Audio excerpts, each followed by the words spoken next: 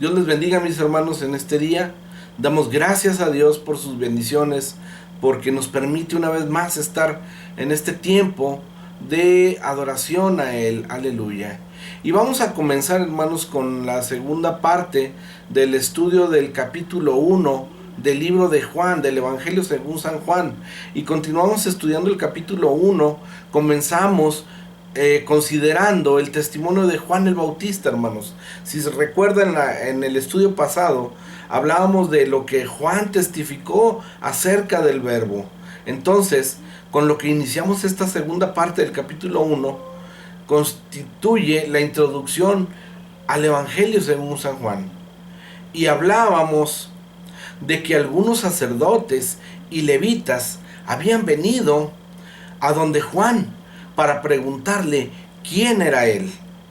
Y vimos que él les contestó que él no era el Cristo. Y vimos que él les contestó eso, definitivamente, que él no era el Cristo. Pero ellos, hermanos, insistían en que les dijera quién era. No podían volver a quienes les habían enviado simplemente con una serie de respuestas negativas. Esa respuesta que Juan les estaba dando no satisfacía su necesidad de saber. Les dijo que era una voz. Juan, hermanos, les responde y les dice que él era una voz, solamente una voz. ¿Y por qué Juan decía esto, hermano? Es que Cristo, hermano, recordemos la primera clase, que Cristo era el Verbo. Y Juan solo era una voz, hermanos. Alguien que pregonaba acerca del Cristo. Ahora, notemos también, hermanos, el gran mensaje que pronunció Juan el Bautista.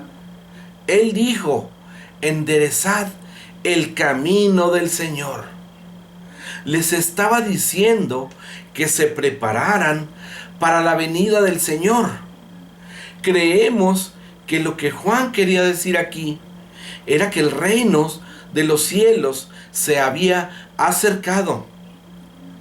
Es que se acercó en la persona del Rey.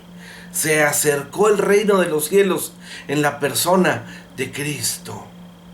Y por eso les dijo: enderezad. Enderezad. ¿Qué entendemos por enderezar? Que si algo está torcido o desviado, tenemos que enfocarlo, dirigirlo hacia el objetivo, ¿verdad? Esto, hermanos, equivaldría a decirles que quitaran las cosas malas de su vida. Cuando Juan les dice que enderecen, que se enderecen, enderezad el camino, esto significa que volvamos al camino instituido por Dios, que sigamos hacia el objetivo que es Dios, que quitemos todo lo malo de nuestras vidas y nos enfoquemos en las cosas buenas de la voluntad de Dios. Que pusiéramos nuestras vidas en orden. Cuando hacemos eso, entonces, hermanos, tenemos una relación de compañerismo y comunión con Dios. El mismo apóstol Juan, en su primera carta universal, capítulo 1, versículos 6 y 7, dice: si decimos que tenemos comunión con Él y andamos en tinieblas, mentimos y no practicamos la verdad. Pero si andamos en luz, como Él está en luz, tenemos comunión unos con otros, y la sangre de Jesucristo, su Hijo, nos limpia de todo pecado. Aleluya. Y continuó el apóstol Juan en su primera carta, aleluya, y enseñándonos en los versículos siguientes, en los versículos 8 y 9, hermano, de este mismo capítulo, que necesitamos limpiar nuestras vidas mediante la confesión. Versículos 8 y 9, hermanos, dice que debemos limpiar nuestras vidas mediante la confesión. Y dice así en Juan: si decimos que no tenemos pecado, nos engañamos a nosotros mismos, y la verdad no está en nosotros. Si confesamos nuestros pecados, Él es fiel y justo para perdonar todos nuestros pecados y limpiarnos de toda maldad. Aleluya. Ahora, volviendo al capítulo 1 del Evangelio según San Juan, leímos que él estaba citando al profeta Isaías en el versículo 23. Ahora, Isaías en el capítulo 40, el versículo 3 dice: preparad un camino al Señor, nivelad una calzada en la estepa a nuestro Dios. Ahora continuamos con los versículos 24 y 25 del primer capítulo del Evangelio según San Juan. Vamos a continuar con nuestro estudio, hermanos. ¿Y qué dice 24 y 25 de San Juan? Dice en el nombre de Cristo: los que habían sido enviados eran de los fariseos, y le preguntaron diciendo: ¿por qué pues bautizas si tú no eres el Cristo, ni Elías, ni el profeta? Fíjense, hermanos, como no estaban satisfechos con las respuestas que Juan les estaba dando, hermanos, ellos buscaban la manera de informarse más acerca de lo que Juan hablaba. Ahora le preguntaban sobre su procedimiento. ¿Por qué estaba bautizando si él no era el Cristo, ni Elías, ni el profeta? Y le continúan diciendo: bueno, si no eres uno de estos, entonces, ¿por qué bautizas? En el versículo 26, hermanos, dice que Juan les responde diciendo: Juan les respondió diciendo: yo bautizo con agua, pero en medio de vosotros está uno a quien vosotros no conocéis. Juan estaba preparando el terreno, el camino para Cristo, hermano. Y lo que Juan estaba haciendo era una obra de obediencia conforme a los mandatos que tenía por parte de Dios. Él estaba preparando el terreno, el camino para cuando llegara y se presentara Cristo. Hoy en día llamamos a este hombre Juan el Bautista, pero en la realidad es que él dijo que simplemente usaba agua, pero añadió que había uno que vendría después de él y que éste bautizaría en fuego y en Espíritu Santo. Y eso lo podemos ver, hermanos, en Mateo 3:11.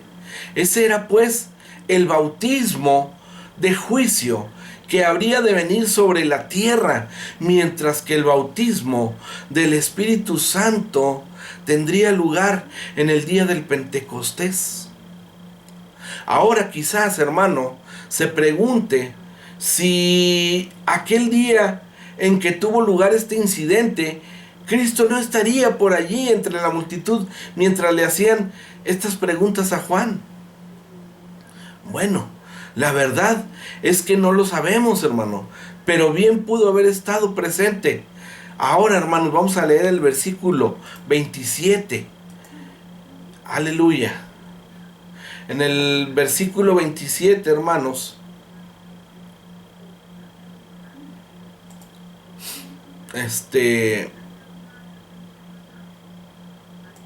aleluya. En el versículo 27, hermanos, vemos que dice: este es el que viene después de mí, quien es antes de mí, el cual yo no soy digno de desatar la correa del calzado. En ese tiempo, hermano, un siervo tenía que hacer toda la tarea que le encargara su amo. Un discípulo, hermano, sin embargo, era distinto.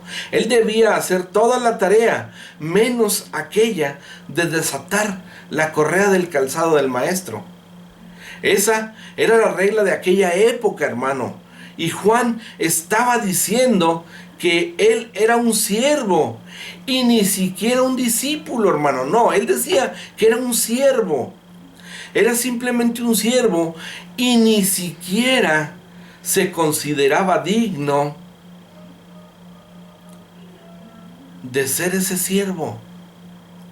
Aunque sin embargo, eso es lo que era. Y lo podemos ver, hermanos, en el versículo 28. Estas cosas sucedieron en Betabará, al otro lado del Jordán, donde Juan estaba bautizando. En la introducción, hermanos, de este estudio, nos dirigimos nuestra atención al hecho de que Juan nos relaciona con la geografía y el calendario. Tenemos un lugar geográfico en el versículo 28 y luego observamos que el versículo 29, principia diciendo, al siguiente día. Es decir, que Juan estaba enseñando que Jesús, que vino desde la eternidad, el Verbo hecho carne, estaba relacionado con nuestro calendario aquí en la tierra y con nuestro horario. Y lo podemos ver, hermanos, en el versículo 29. Juan capítulo 1, versículo 29, dice, al siguiente día vio Juan a Jesús que venía a él y dijo, este es el Cordero de Dios que quita el pecado del mundo. Aquí Juan le señaló, él era el Salvador. No era tan solo el Mesías, sino también el Salvador. Él es un gran Salvador porque este es el Cordero de Dios. Es un Salvador perfecto, completo, porque quita el pecado. Es un Salvador todopoderoso, porque quita el pecado del mundo. Es un Salvador perpetuo, porque quita. El texto no dice quitó, ni que quitará, sino que quita. Y se expresa, hermano, en tiempo presente. Esto quiere decir que cualquiera puede llegar a Él en cualquier momento. No hay tiempo para la salvación, hermanos. Para nuestro Salvador, hermanos. Todo el tiempo es de Él. Él es eterno.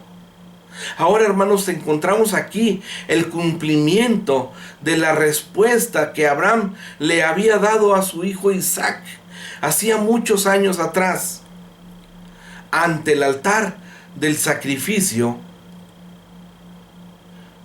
Isaac había dicho, hermanos, tenemos el fuego y la leña, pero ¿dónde está el cordero para el holocausto? En Génesis, hermanos, capítulo 22, versículos 7 y 8, a lo cual Abraham respondió que Dios proveerá. Juan dijo que Jesús era el Cordero de Dios, el Cordero provisto por Dios. Y esto, hermanos, comprueba que al ofrecer aquellas primeras ofrendas a Dios, Caín había hecho lo malo y Abel había hecho lo bueno. Abel trajo un corderito. Todos los corderos que fueron sacrificados durante tantos siglos en los altares, hermanos judíos, ahora hallaban su cumplimiento en Cristo. Y Juan, hermano, señaló diciendo, he aquí el Cordero de Dios que quita el pecado del mundo.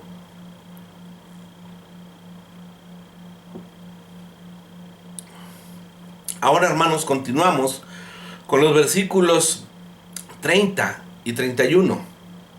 Y dice en el nombre de Cristo, este es quien yo dije, después de mí viene un hombre que es antes de mí, porque era primero que yo, y yo no lo conocía. Pero por esto vine bautizando con agua, para que él fuera manifestado a Israel.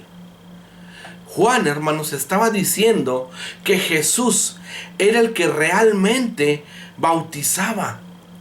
Podríamos llamarle Jesús el Bautista. Él es quien bautizaría en Espíritu Santo y en fuego. El bautismo, hermano, del Espíritu Santo fue cumplido el día del Pentecostés. Y el de fuego se refiere al juicio que todavía ha de venir sobre la tierra. Continuemos ahora con los versículos 32 al 36 de este primer capítulo del Evangelio según San Juan. Y leemos, hermanos, en los versículos del 32 al 36, aquí en el capítulo 1 del Evangelio según San Juan. Dice en el nombre de Cristo, hermano. Además, Juan testificó diciendo: vi al Espíritu que descendía del cielo como paloma y que permaneció sobre él. Yo no lo conocía, pero el que me envió a bautizar con agua me dijo: sobre quien veas descender el Espíritu y permanecer sobre él, ese es el que bautiza con Espíritu Santo. Y yo lo he visto y testifico que este es el Hijo de Dios. Al siguiente día, él estaba otra vez Juan, y con él 2 de sus discípulos, y mirando a Jesús que andaba por ahí, dijo: este es el Cordero de Dios. Aleluya. Desde mucho antes, hermanos, Jesucristo ya era el Cordero de Dios. Él ya era el que quitaba el pecado del mundo, hermano. Esto se refiere a la obra de Cristo. Ahora decía: he aquí el Cordero de Dios. Juan decía: he aquí el Cordero de Dios. Es decir, hermanos, Él es el Cordero en persona. Vemos que Juan bautizó a Jesús y que Jesús fue identificado por el mismo Espíritu Santo. De modo que al ver a Jesús caminando por allí, Juan dijo: he aquí el Cordero de Dios. Aleluya. No se lo reveló carne ni sangre, hermanos, sino Dios le dio esa revelación poderosa a Juan. Continuemos, hermanos, con el versículo 37 al 39. Y vemos que ahí, hermanos, vemos el testimonio de Andrés. Vamos a leerlo, hermanos, del 37 al 39, capítulo 1. No se pierda, capítulo 1, versículos 37 al 39. Los 2 discípulos lo oyeron hablar y siguieron a Jesús. Volviéndose a Jesús y viendo que lo seguían, les dijo: ¿qué buscáis? Ellos dijeron: Rabí, ¿qué significa maestro? ¿Dónde vives? Les dijo: venid y ved. Fueron y vieron dónde vivía y se quedaron aquel día con él, porque era como la hora 10. Aleluya. Hoy en día, hermanos, Jesús le extiende a usted y a mí la misma invitación. Él les dijo: venid y ved.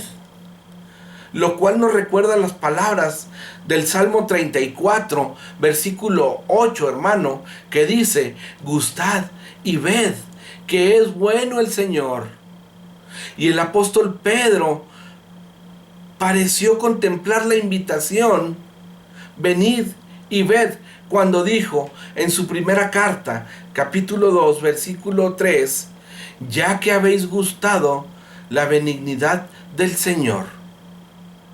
Entonces, hermanos, volviendo al capítulo 1 de San Juan, observe cómo, una vez más, y cuán específicamente se relaciona esto con el tiempo. Dice la última parte del versículo 39. Era como la hora décima.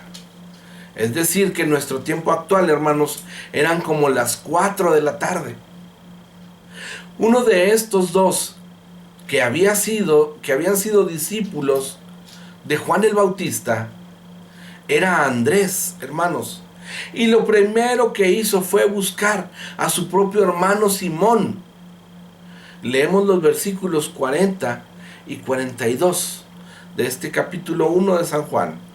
Y dice en el nombre de Cristo: Andrés, hermano de Simón Pedro, era uno de los dos que habían oído a Juan y habían seguido a Jesús.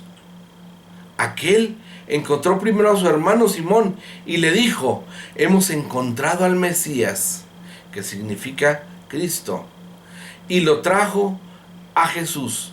Mirándolo Jesús dijo: tú eres Simón, hijo de Jonás, tú serás llamado Cefas, es decir, Pedro. La distinción en el idioma castellano entre Pedro y piedra no refleja la fuerza del original arameo y griego, donde una misma palabra designa a la vez la firmeza que caracteriza la roca y el nuevo nombre. Este hombre, Simón, era de carácter muy débil, pero cuando el Señor le dijo que era una roca, y tal vez todo el mundo se rió allí de él en ese día, porque ninguno creía que Simón llegara a ser el hombre fuerte que llegó a ser. ¿Quién habría creído, hermanos, que este hombre se pondría en pie un día del Pentecostés para predicar ese poderoso primer sermón que sirvió para introducir a 3,000 personas a la iglesia? Este sermón puede leerse en los Hechos, capítulo 2, versículo 40. Allí continuemos con los versículos 43 y 44 del versículo 1 de Juan, que nos describen el testimonio de Felipe. Y dicen el nombre de Cristo, hermanos: al siguiente día Jesús quiso ir a Galilea. Encontró a Felipe y le dijo: sígueme. Felipe era de Betsaida, la ciudad de Andrés y Pedro. Betsaida, hermanos, está en el mar de Galilea. Sabemos que Pedro, Andrés y Felipe vivían allí y que eran pescadores, ¿verdad? Continuamos con el versículo 45 y 46. Felipe encontró a Natanael y le dijo: hemos encontrado a aquel de quien escribieron Moisés en la ley y también los profetas, a Jesús, hijo de José de Nazaret. Natanael le dijo: ¿de Nazaret qué puede salir algo bueno? Respondió Felipe: ven y ve. En el siguiente párrafo, hermanos, el siguiente verso nos habla del testimonio de Natanael. Natanael, hermanos, es uno que presumían de ser sabio, y aquí creyó decir una agudeza: ¿de Nazaret podía salir algo bueno? Y tal vez se rió de su propia observación, pero Felipe no se rió, hermanos. Simplemente le dijo: ven y ve. Y en eso, en realidad, es lo importante, Lo importante, hermanos, es venir a Cristo. Tenemos que acercarnos a Cristo para comprobar personalmente cómo es Él. Yo le puedo hablar de Cristo, hermano, porque yo le he conocido, porque he tenido una experiencia personal con Él y ahora lo conozco y yo le puedo dar testimonio de Cristo. La gente, hermano, que no le conoce, no puede dar testimonio de Él. Y vemos, hermanos, en el mundo, en la gente, que muchos lo niegan. Muchos dicen que no es quien la Biblia dice que es, que Él no es el Hijo de Dios, que no es el Salvador, que Él no es el Mesías. Pero aquí vemos el testimonio que estos discípulos estaban dando. Y en el versículo 47, hermanos, dice, cuando Jesús vino a Natanael, cuando Jesús vio a Natanael que se le acercaba, dijo de él, aquí está un verdadero israelita en quien no hay engaño. También podríamos decir, hermanos, que Jesús dijo, aquí hay un israelita en quien no hay Jacob, ya que el nombre de Jacob significaba suplantador o engañador en el hebreo. No habría nada del carácter del viejo Jacob en este hombre. Un israelita en quien no había engaño. Lo dijo Cristo, hermano. Ahora, versículos 48 y 49, en el nombre de Cristo dice, le dijo Natanael, ¿de dónde me conoces? Jesús le respondió, antes que Felipe te llamara, cuando estabas debajo de la higuera, te vi. Natanael exclamó, Maestro, tú eres el Hijo de Dios. Tú eres el rey de Israel. Tú eres el rey de Israel. Tú eres el Hijo de Dios. Fíjese, hermano, qué testimonio estaba dando Natanael. El Señor Jesucristo, hermano, tuvo dos discípulos que tuvieron muchas dudas. Uno que las tuvo al principio de su discipulado fue Natanael, y el otro las tuvo al final. Fue Tomás, este hombre, que dudaba, que se preguntaba si algo bueno podía salir de Nazaret, confesó inmediatamente que Jesús era el Hijo de Dios, el Rey de Israel. Ahora veamos, hermanos, el versículo 50. ¿Qué nos dice? El versículo 50 del capítulo 1 de Juan. Le contestó Jesús, ¿crees porque te dije, te vi debajo de la higuera? Cosas mayores que estas verás. Natanael, hermanos, había confesado que el Señor Jesús era el Hijo de Dios y el Rey de Israel. Y eso, hermanos, revela que alguien de mucha importancia había salido de Nazaret.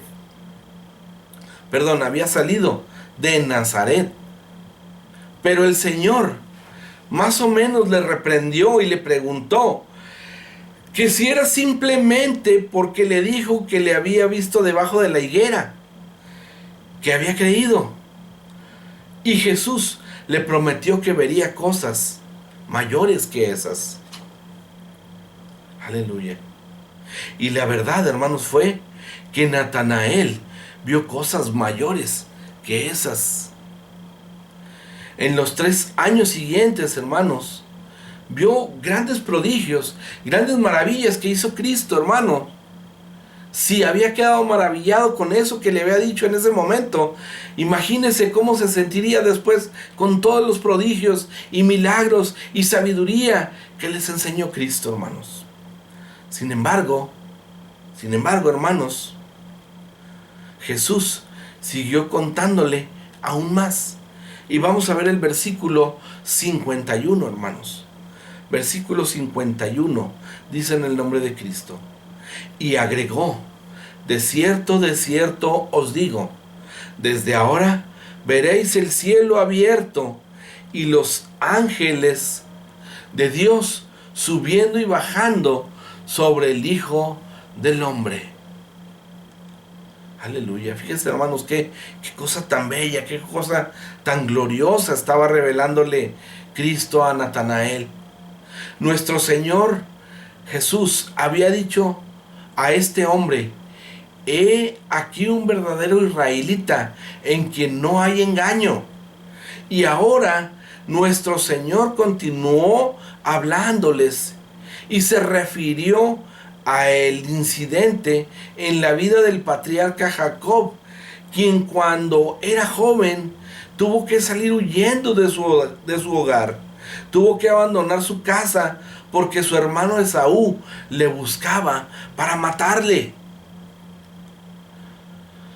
Pasó su primera noche fuera de su hogar en Betel, y allí el Señor se le apareció y vio una escalera que bajaba del cielo.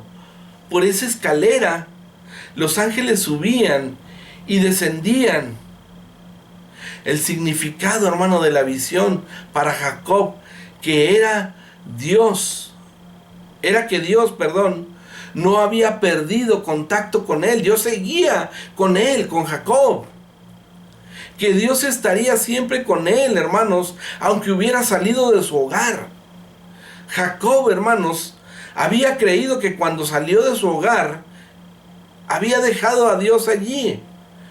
Por supuesto, él tenía una perspectiva limitada, hermanos, una visión humana en cuanto a Dios.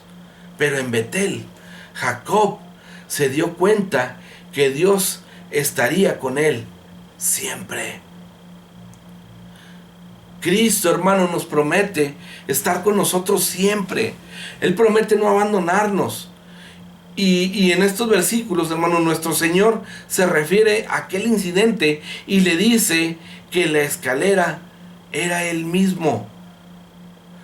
Le dice: ahora tú verás a los ángeles de Dios subiendo y descendiendo sobre el Hijo del Hombre. Los ángeles estaban bajo la autoridad de Cristo, hermanos, y le servían. Aquí se revela que Jesús estaba a cargo de los ángeles. Por tanto, les podía enviar como mensajeros del cielo y también hacer que regresaran.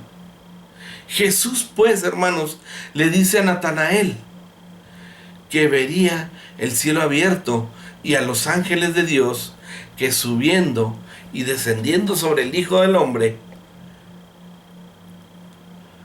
vería hablar al Padre desde la parte superior de esa escalera a su Hijo que estaba abajo.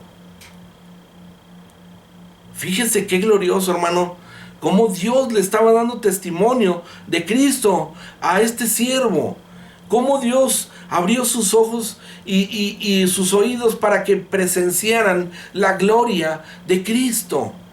Y en el versículo 6, en el capítulo 14 de este evangelio de según San Juan, en el versículo 6 dice, perdón, hermano, me rebrujé,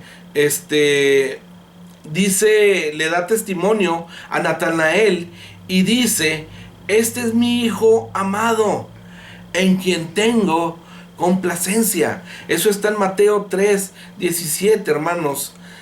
Ahí Dios da testimonio de quién es Cristo, de quién es Jesús. Este es mi Hijo amado, en quien tengo complacencia. Entonces, la escalera es Cristo, hermanos. Es con la cual los ángeles bajan y suben para dar testimonio de Cristo, de que Él tenía el poder, Él tenía la autoridad sobre ellos. Entonces, y es solo por esta escalera, hermanos, que es Cristo, que usted y yo podemos comunicarnos con Dios, hermanos. Para comunicarnos con el Padre, hermanos, no lo podemos hacer de otra manera, sino es a través de Cristo. Aleluya. El Señor Jesús dijo, ahora sí, en el capítulo 14 de este evangelio de Juan, En el versículo 6, hermanos, dijo: yo soy el camino, la verdad y la vida, y nadie viene al Padre si no es por mí. Jesús, hermanos, es la escalera. Jesús es el medio por el cual nosotros vamos a llegar hasta la presencia de Cristo, de Dios, Padre, hermanos. Es Cristo el medio por el cual podemos llegar hasta la presencia del Padre. No hay otra manera, hermanos. No hay otra forma. No hay atajos. Cristo es la escalera por la cual tenemos que subir, hermanos. Cristo, hermanos, es la escalera en la cual uno tiene que confiar. Es una escalera, hermanos, en la cual uno se apoya y en la cual uno cree. Si no es a través de Cristo, hermano, si no es a través de Cristo, hermano, no podemos llegar al Padre. Ahora, aquí vemos testimonio de Juan, de Natanael, de Felipe, de Andrés. Dan testimonio de que Cristo verdaderamente era el Hijo de Dios, hermanos. Él era el Salvador. Tenemos que entender, hermanos, que Cristo es nuestro Redentor, nuestro Salvador. Y no podemos llegar al Padre si no es a través de Cristo, hermanos.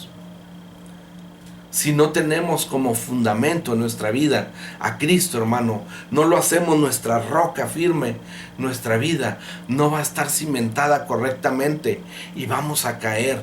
Vamos a ser cimentados como en la arena, hermanos, que al venir la tormenta nos va a tumbar, hermanos. ¿Cuántas veces, hermanos, no vemos situaciones en nuestra vida que se complican, que nos complican la existencia, que nos apartan de la presencia de Dios, que nos separan de la salvación, que nos encaminan hacia el pecado, hacia la perdición, hermano? Pero cuando nosotros nos fundamentamos en Cristo, cuando reconocemos que Cristo es el Rey de Reyes, el Señor de Señores, que Cristo es el Hijo de Dios, que Cristo es el Salvador, entonces, hermanos, nuestra vida va a ser fortalecida y va a ser afirmada en Cristo. Aleluya. Yo le invito, hermano, que siga adelante, que siga esforzándose, que siga poniendo toda su mente, todo su ser, todas sus fuerzas en Cristo. Que sigamos esforzándonos, porque el camino no es fácil, hermanos. La lucha es fuerte. El enemigo quiere destruirnos, pero Cristo quiere que sigamos adelante, que seamos valientes, y Él está con nosotros, hermanos. Vamos a orar, hermanos, a dar gracias a Dios por esta palabra y a pedirle que sea Él con nosotros siempre, que siga fortaleciéndonos, siga instruyéndonos, siga dando la sabiduría, siga dándonos conocimiento de su palabra y testimonio de Él, porque lo necesitamos, hermanos. Aleluya. Vamos a orar. Padre, te doy gracias, Señor, porque eres bueno. Gracias, Padre Santo, por este estudio que nos permites tener. Te bendecimos, Señor. Bendice a cada uno de mis hermanos que escuchan esta palabra. Sé de bendición para ellos. Abre su mente, abre su entendimiento y bendíceles, Señor. Aleluya. Gracias por todo, bendito Señor. Gracias por permitirme estudiar tu palabra, llenarme de tu presencia y compartirla con mis hermanos. Espero que tú, Señor, hagas la obra, porque tú eres el que hace la obra. Yo no, Padre. Yo no soy nada. Yo soy un siervo inútil delante de ti, Padre. Pero yo reconozco que tú tienes el poder y la autoridad para hacer la obra en cada uno de nosotros. En el nombre de Cristo te doy gracias, Padre Santo. Bendito seas. Amén. Aleluya. Que Dios les bendiga, mis hermanos.